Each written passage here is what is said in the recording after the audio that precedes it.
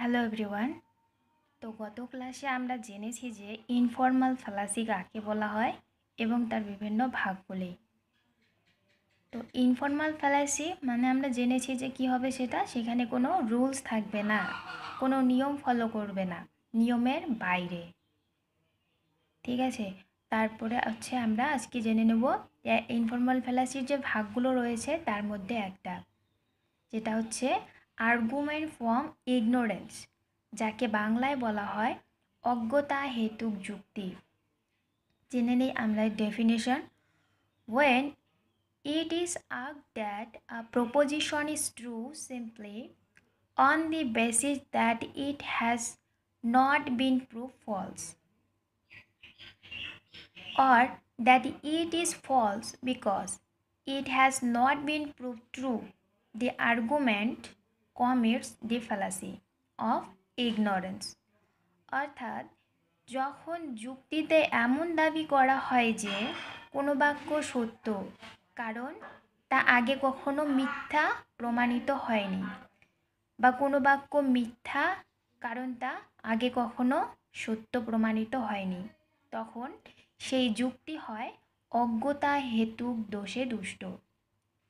কি বলা হলো, যে যখন কোনো যুক্তিতে এমন দাবি করা হবে যে এই বাক্যটি বা এই যুক্তিটি সত্য কারণ আগে কখনো মিথ্যা বলে প্রমাণিত হয়নি, বা এমন দাবি করা হবে যে এটি মিথ্যা কারণ আগে কখনো সত্য প্রমাণিত হয়নি।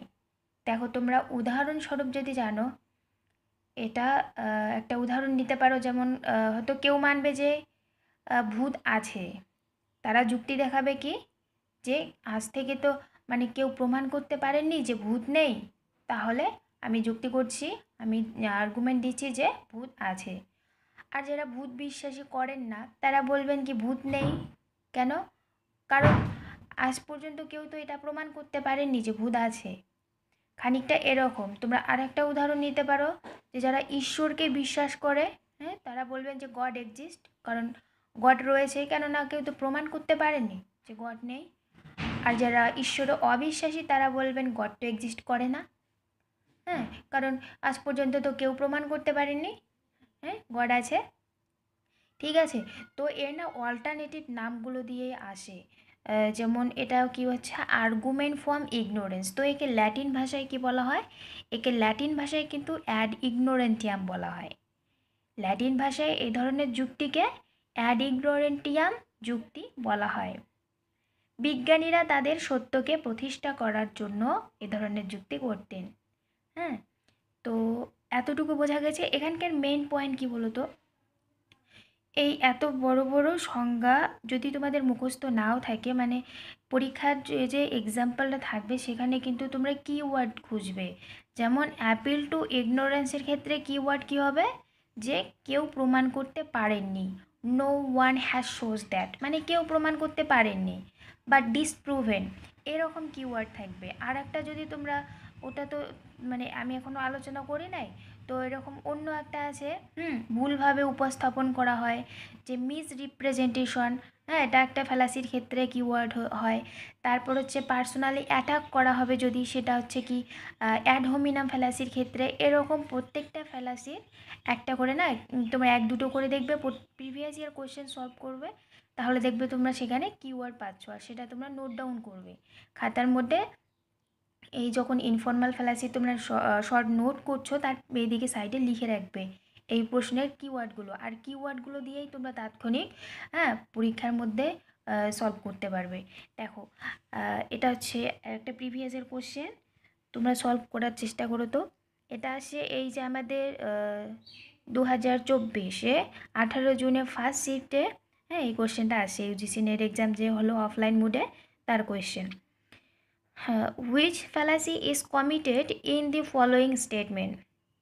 স্টেটমেন্ট এটা হলো যে people with cases of flu should be kept in quarantine because it has never been disproven as the best means of keeping the disease from spreading.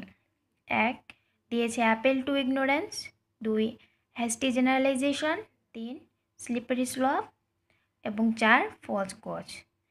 তো এখানকার তোমার তো মানে তোমরা জানলে ভালো, হ্যাস্টি জেনারেলাইজেশন, স্লিপারি স্লপ এবং ফলস কজ তো আমরা আলোচনা করি নাই, কিন্তু আমরা অ্যাপিল টু ইগনোরেন্স আলোচনা করেছি। দেখেছো এখানে কি নাম দিয়ে রাখছে? অ্যাপিল টু ইগনোরেন্স নাম আসছে।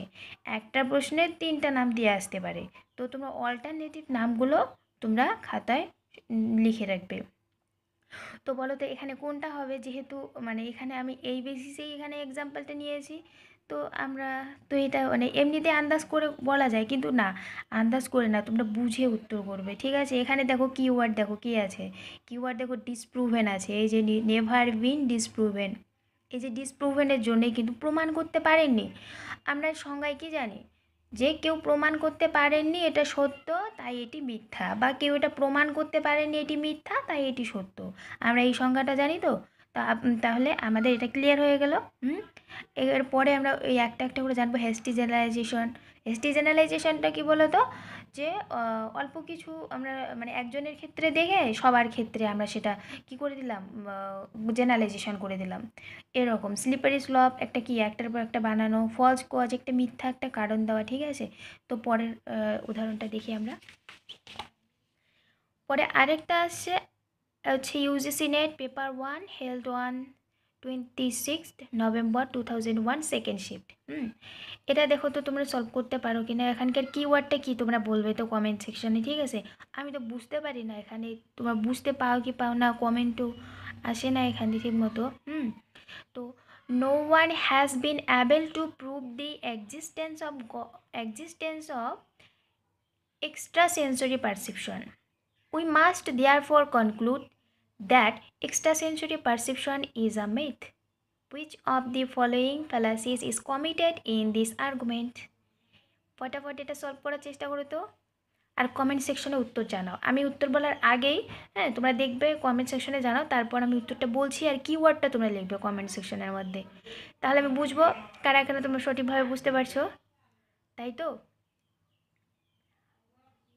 ও বলো, তো আমি বলে দিই এখানে, তোমার তখন কমেন্ট সেকশনে লেখা হয়ে গেছে। দেখো এখানে প্রথমে কি আছে, no one has been able to prove.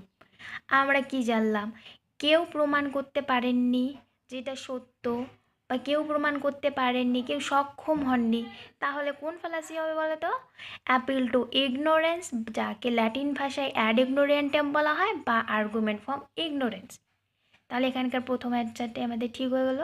তারপরে স্ট্রম্যান ফ্যালাসি রয়েছে, appeal two unqualified authority, red hearing. Red hearing এগুলো আস্তে আস্তে জানবো। রেড হ্যারিং ফ্যালাসিটা কীরকম, অ্যাটেনশনকে ডাইভার্ট করা হয়, এখানকার কিওয়ার্ড এটা।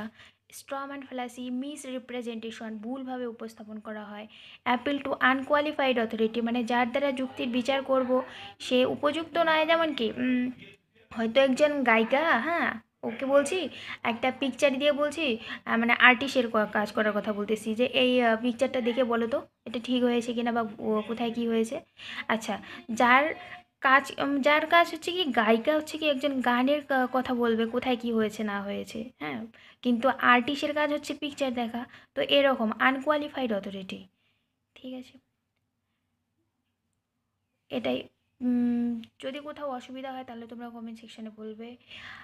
আর আরও পিওয়াই কিউ আছে, এরপরে ক্লাসে আমরা আলোচনা করব।